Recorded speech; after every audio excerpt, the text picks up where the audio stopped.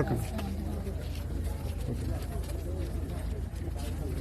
ప్రజారాజ్యం ఎక్కడికి వెళ్తుందో తెలియట్లేదు. లా అండ్ ఆర్డర్ అయితే అస్సలు కరెక్ట్గా లేదు అనుకొని చెప్పగలను.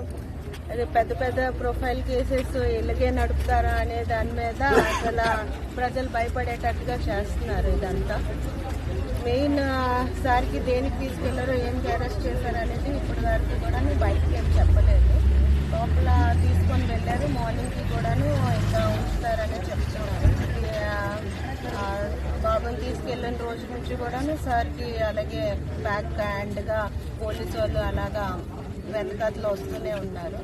కానీ ఈ మొత్తానికి చెప్పాల్సింది ఏంటనుకుంటున్నానంటే యాక్సిడెంట్స్ కేసెస్ చాలా జరుగుతున్నాయి.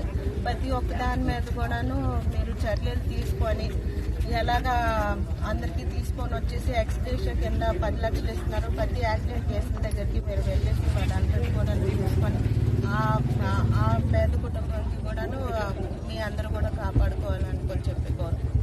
అంటే తెల్లవారు 6:30 కానీ వాళ్ళు చెప్తున్నారు మేడం. ఏమని అంటే పోలీసులు ఏం చెప్తున్నారు? తెల్లవారు మార్నింగ్ 6:30 అని అలాగేం చెప్పలేదు. కానీ అలా కంటిన్యూ అవుతుంది. లాయర్ కూడా లోపల ఉన్నారు. మీకు పంపించారు అంటే మీడియా అడిగిన దానికి బయటకు వచ్చాను. మీడియా అడిగితే తెల్లవారు మార్నింగ్ 6:30 అని చెప్పారు. అంటే 6:30 అంటే జడ్జ్కి ఇప్పుడు నైట్ టైం అవ్వదు అనుకొని చెప్పారు. కానీ అది కూడాను కరెక్ట్ ఇన్ఫర్మేషన్ రాంగ్ ఇన్ఫర్మేషన్ అనేది తెలియదు. ఎందుకంటే బయట వరకు అయితే అసలు ఏం కూడాను ఎవరు కూడా మాట్లాడలేదు.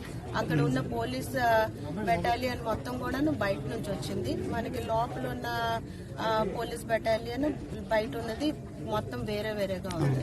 సో అది కరెక్ట్ ఇన్ఫర్మేషన్ అనేది అనుకోవట్లేదు. అందుకనే అడ్వకేట్ లోపలే ఉన్నారు సార్తో పాటే. మామూలుగా బయటకు అంటే మార్నింగ్ 6 లోపలే ఈ కార్యక్రమం వాళ్ళు చేసి వచ్చారు మీరు భావించవచ్చా? అనుకుంటున్నాం. అందుకనే మా వాళ్ళందరూ కూడాను ఇక్కడే ఉండి వెయిట్ చేస్తున్నాం. అవును, థ్యాంక్ యూ.